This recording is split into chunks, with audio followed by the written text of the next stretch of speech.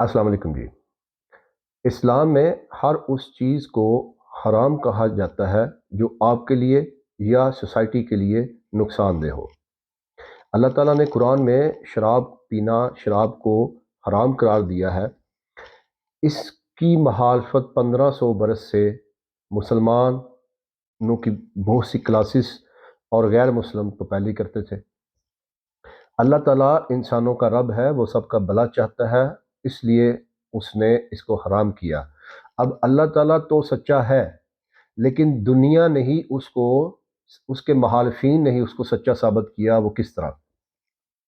جناب رسول اللہ صلی اللہ علیہ وسلم نے فرمایا کہ جس چیز کی کثرت نشہ کرے اس کی تھوڑی مقدار بھی حرام ہے۔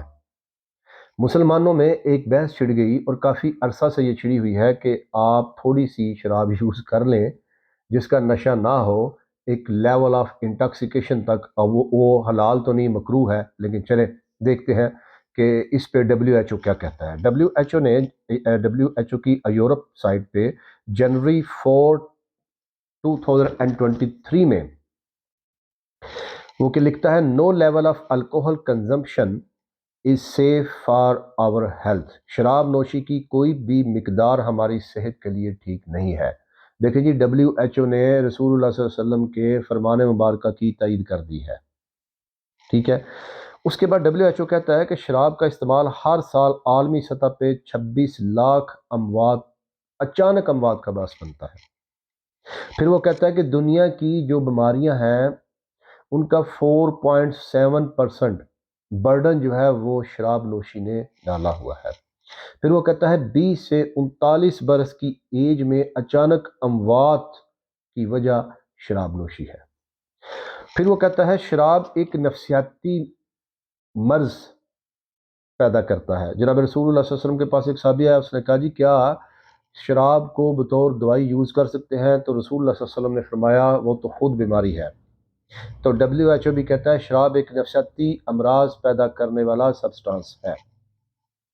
ورلڈ اکنامک فورم نومبر 11 2021 وہ کہتا ہے کہ 30 لاکھ سالانہ اموات شراب نوشی کی وجہ سے ہو رہی ہے۔ وہ کہتا ہے کہ دنیا میں بیماریوں کا عالمی بوجھ جو ہے اس کا 5.1% شراب نوشی کی وجہ سے ہے۔ ورلڈ اکنامک فورم اور مزید کہتا ہے کہ 15 سے 49 برس کے افراد کی اچانک قبل از وقت اموات کا ذمہ دار شراب نوشی ہے۔ پھر وہ اپنی اسی رپورٹ میں WHO کی 2018 کی ایک رپورٹ کا ذکر کرتا ہے۔ وہ کہتا ہے کہ 28 کروڑ دنیا میں اس وقت لوگ شراب کی ایسی لت میں مبتلا ہیں جس کو وہ کہتا ہے الکوہل یوز ڈس آرڈر، AUD۔ وہ کہتا ہے اس کا علاج بھی ممکن نہیں ہو سکا۔ امریکہ جیسے ایڈوانس کنٹری میں صرف 6% لوگوں کا علاج پاسبل ہوا۔ ابھی دیکھتے ہیں کہ شراب نوشی کیوں اس کے حق میں کمپینز چلتی ہیں اور عام آدمی کے ذہن کو کیوں اس کی طرف کیا جاتا ہے۔ 18th امینڈمنٹ 1919 میں امریکہ کی کانسٹیٹیوشن میں ہوئی اور اس میں پورے امریکہ میں، یونائٹڈ اسٹیٹس آف امریکہ میں شراب کو بیچنا، شراب کو بنانا، شراب کا خریدنا مکمل طور پر بین لگا دیا گیا۔ اس کے 14 برس بعد 1933 میں 21ویں امینڈمنٹ آئی اور اس میں شراب کو حلال کر دیا گیا۔ اس کے بہت سے فیکٹر سے جو مین فیکٹر تھا اس کو کرنے کا وہ یہ تھا کہ ٹیکس ریونیو کلیکشن کرنا تھی۔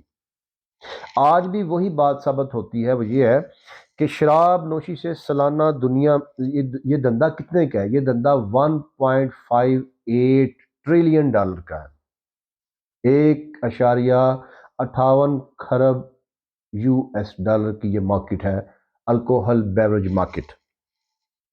اور یہ 2020 کی ہے۔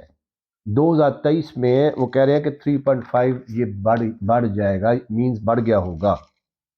الائیڈ مارکیٹ ریسرچ کے مطابق 2021 میں 1624 ارب ڈالر الکوہل بیوریج مارکیٹ تھی، جبکہ ان کی خوفناک جو صورتحال 2031 میں پیدا ہونے والی ہے اس میں یہ کہتا ہے کہ 2036 33.6 ارب ڈالر کی ہو جائے گی۔ اس کے بعد اے آئی کیا کہتا ہے؟ اے آئی کہتا ہے کہ 2023 میں 1639.9 ارب ڈالر کی الکوہل بیوریج مارکیٹ تھی، اور یہ 2033 تک 2249.3 ارب ڈالر کی ہو جائے گی۔ امریکہ میں الکوہل بیوریج انڈسٹری کے ساتھ 40 لاکھ لوگوں کی نوکری جڑی ہے۔ صرف امریکہ اس سے 70 ارب سالانہ ٹیکس اکٹھا کرتا ہے۔ دیکھیں، اللہ تعالیٰ کی مخالفت فری میں کوئی نہیں کرتا۔ اللہ تعالیٰ کی احکامات کی مخالفت وہی لوگ کرتے ہیں جن کو دنیا میں فائدہ ہو رہا ہوتا ہے۔ اتنی بڑی اربوں خربوں ڈالر کی الکوہل کی منڈی جو ہے، مارکیٹ جو ہے، جس میں ہزاروں کروڑوں لاکھوں لوگوں کا روزگار جڑا ہے، وہ کیسے کہہ سکتے ہیں کہ اسلام نے، قرآن نے شراب کو جو حرام کیا ہے وہ غلط کیا ہے؟ لہٰذا آپ کے پاس انٹرنیٹ موجود ہے، آپ خود ریسرچ کریں۔ قرآن کے ہر حکم انسانیت اور معاشرے کے حق میں ہے۔